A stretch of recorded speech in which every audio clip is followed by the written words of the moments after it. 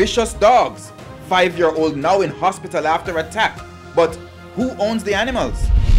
Curfew continues. Government extends COVID prevention restrictions to December. And later, deadly assistance. Road Safety Council says untrained help in road crashes may cause more harm than good.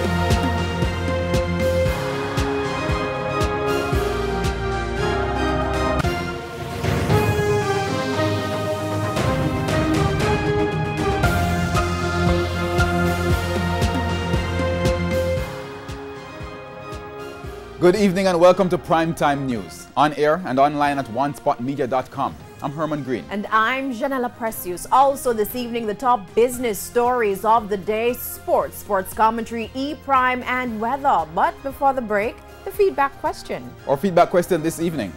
Would you take the COVID-19 vaccine if it becomes available in Jamaica? Give reasons for your answer. You can share comments online, facebook.com/Television Jamaica and tweet us at Television Jam. Please stay tuned. Primetime News returns right after this break.